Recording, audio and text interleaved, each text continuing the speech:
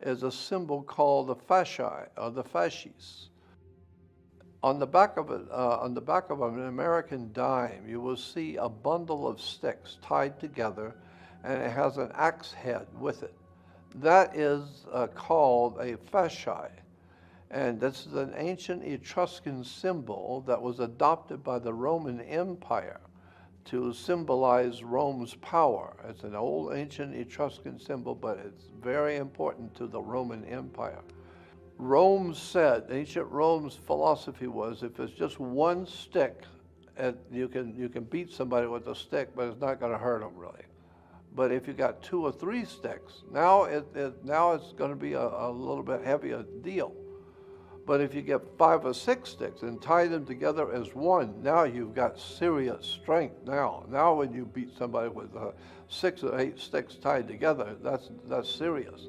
And so then they put a hatchet head on it because an axe head always represented in almost all the ancient cultures of the world accepted that the axe head represented the presence of God. God was the great hatchet. He's giving you the axe.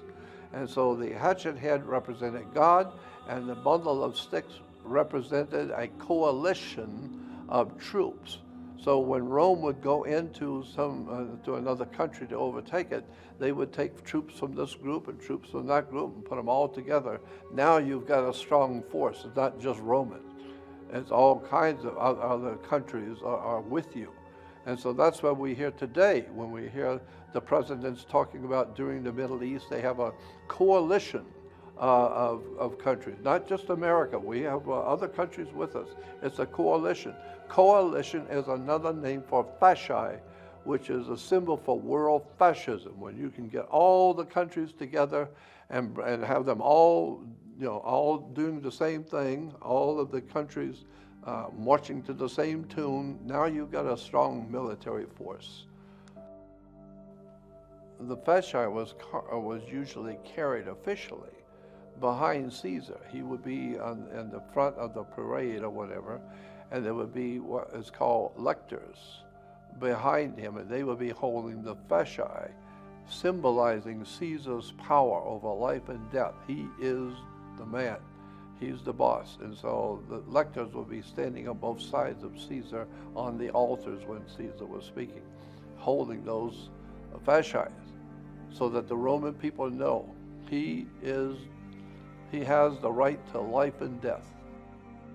So here you'll see in World War II with Mussolini on the left, and his symbol for his government, a fasci. Well, of course, he's Italian, and that goes back to the Roman Empire.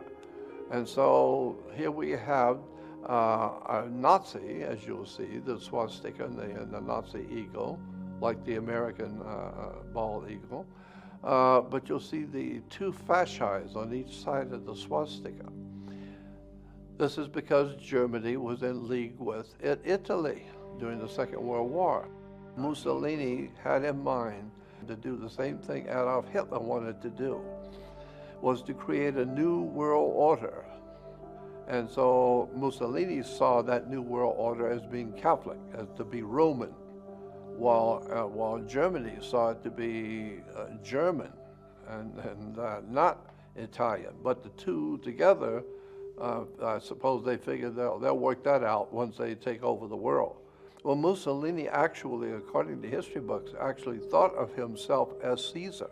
He saw himself in his position of power at the time of the Second World War as Caesar of the ancient Roman Empire, and therefore it would be right that he would pick the symbol that Caesar used to show his power. And so that's why the fasci became so fashionable in Italy. But the 2 fasces you will also see on the wall behind where the Speaker of the House sits when the President's making a speech. The United States has secret societies in their government, and behind the government are very powerful secret societies that see itself, these societies see themselves as the promoters and to generate a new world order. All countries copy each other. The Fasces copied the Etruscans, the Romans copied the Greeks, and the Greeks copied the Egyptians, and that's just the way humans are.